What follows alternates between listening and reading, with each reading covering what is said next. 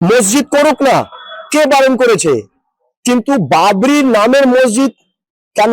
হিন্দুরা রাস্তায় নেমে এমন ভাবে প্রতিবাদ করবে কি হুমায়ুন কবির বাড়ির ভেতরে ঢুকে। বাবরি মসজিদ যাত্রা করছেন, আজকে ঈদগাথা, কালকে একেবারে বাবরি যাত্রা, কি বলবেন? এমন মনে হচ্ছে হুমায়ুন কবির নিজেকে শেষ করছেন।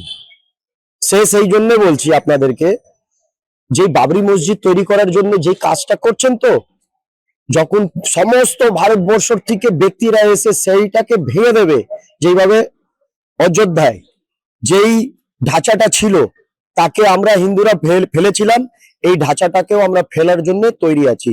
আর যেটা উনি করছেন সেটা শুধু নোংরামো, তোষণের রাজনীতি, এর ছাড়া আর কিচ্ছু না, এর ছাড়া আর কিচ্ছু না। হিন্দুরা একত্রিত, আমরা হিন্দু সংগঠনের ব্যক্তি একদম বলছি, আপনি ভবিষ্যতে দেখতে পারবেন কি পুরো ভারতবর্ষ থেকে যখন হিন্দুরা আসবে, কার সেবকরা আসবে, এরা বুঝতে পারবে। আর এদের নোংরা রাজনীতি। আমাকে একটা কথা বলুন তো, যেই সুপ্রিম কোর্ট অর্ডার দিয়ে ওইখানে রাম মন্দির প্রতিষ্ঠার জন্য সেই অনুমতি দিল, সেই জায়গায় এরা মানছে না, এরা একদম মানছে না। মসজিদ করুক না, কে বারণ করেছে? কিন্তু বাবরির নামের মসজিদ কেন? কেন জিজ্ঞাসা করতে চাই। আপনার মনে হয় না কি এটা ঝামেলা লাগানোর জন্য এরা চেষ্টা করছে? একটা বড় মাপের ষড়যন্ত্র। এই ষড়যন্ত্রকে আমরা বিফল করার জন্য রাস্তায় নেমে যেভাবে করার করব, এই হুমায়ুন কবির দেখতে পারবে। কিন্তু বাবরি মসজিদ তো অলরেডি কালকের বাবরি যাত্রা, আপনারা তো আটকাতে পারছেন না। 50 কোটি অনুদান পড়ে গেছে। দেখুন, অনুদান অনুদান যারা দিয়েছে তাদেরকে আমরা বুঝতে পারছি কারা দিয়েছে। যারা সনাতন ধর্মকে আটকাবার চেষ্টা করছে, সনাতন ধর্মের অস্তিত্বকে সমাপ্ত করার চেষ্টা করছেন, তারা সেই অনুদানটা দিচ্ছেন।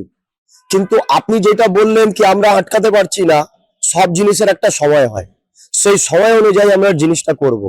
এইটা গণতান্ত্রিক দেশ, সবারও অধিকার আছে, সবাই জীবন যাপন করুক, নিজের সাংবিধানিক সেই ধর্মীয় অধিকারকে ভোগ করুক।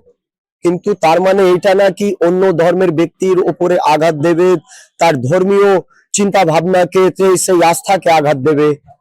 এরা এটাই করছে। আপনি অনেক শীঘ্রই দেখবেন কি হিন্দুরা রাস্তায় নেমে যেটা করার করবে, আমরা ফ্রন্টে থাকবো। সেই চ্যালেঞ্জ করে বলছি, আমরা ফ্রন্টে থাকবো। ওরা পরে বুঝবে কি ওরা যেটা করলো ওদের জন্য ঠিক। উত্তরপ্রদেশ থেকে একটা হিন্দুত্ববাদী সংগঠন আসছিল বাবরি মসজিদের কাছে, পুলিশ তো আটকে দিল। দেখুন, পুলিশ তো আটকাবেই। আমরা যেই পশ্চিম বাংলায় বসবাস করছি, পশ্চিম বাংলার মুখ্যমন্ত্রী মমতাজ বেগম, তিনি হয়েছেন ওনার সাপোর্টার।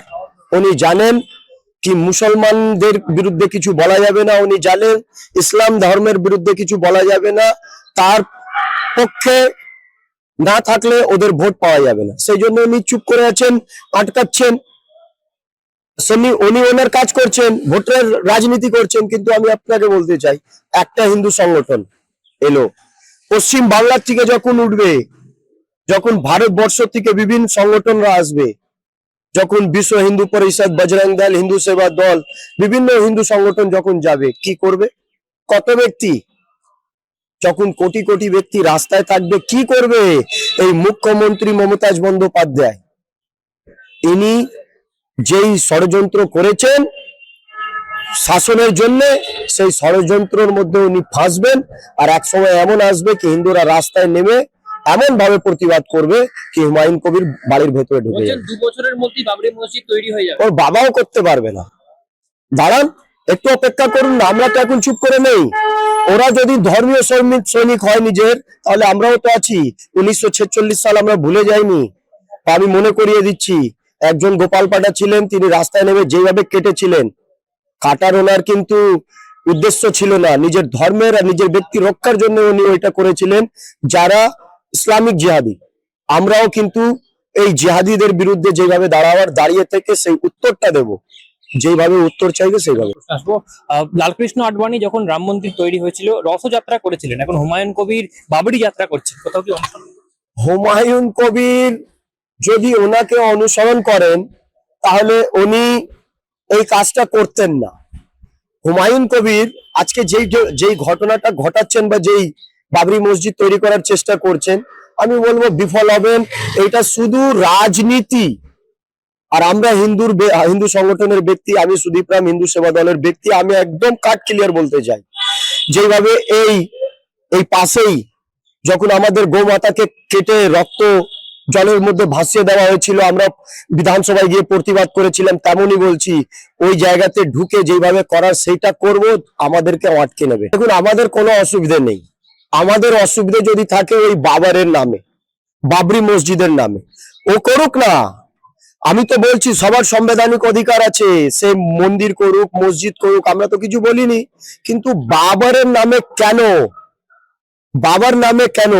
ও করুক এপিজে আব্দুল কালামের নামে, ও করুক মালিক মোহাম্মদ জসির নামে, ও করুক, এইসব নামে করুক না। যারা ভালো কাজ করেছে, যারা দেশের জন্য বলিদান দিয়েছে, কিন্তু এমন কোন বিদেশি ব্যক্তি যে ভারতবর্ষকে তছনছ করেছে, লুট করেছে, তার নামে যদি করে, তাহলে আমরা তো সনাতনী ভাই, আমরা তো রাস্তায় নেমে করবো যাই যেটা করার।